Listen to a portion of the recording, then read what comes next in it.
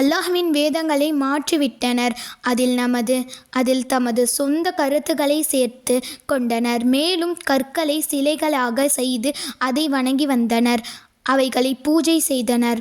அதன் பேரில் பிராணிகளை அறுத்து பலியிட்டனர். நேர்ச்சை செய்தனர். போர்வை போத்தினர். மரம், மலை, ஆறு, வாய்க்கால், உயிருள்ள உயிரற்ற எல்லாவற்றையும் வணங்கி வந்தனர். உலகில் எத்தனையோ மனிதர்கள் இருந்தனரோ அத்தனை பேருக்கும் தனித்தனி வழியை அமைத்து வாழ்ந்து வந்தனர்.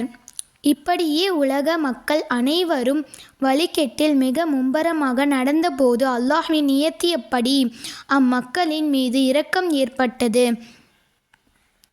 அவர்களுக்கு நேர்வழி காட்டுவதற்காக இருளக தலைவர், சிறப்புமிக்க குணசீலர் முஹம்மது நபி ஸல்லல்லாஹு அலைஹி வஸல்லம் அவர்களை அல்லாஹ் அனுப்பி வைத்தான். அஸ்ஸலாமு அலைக்கும்.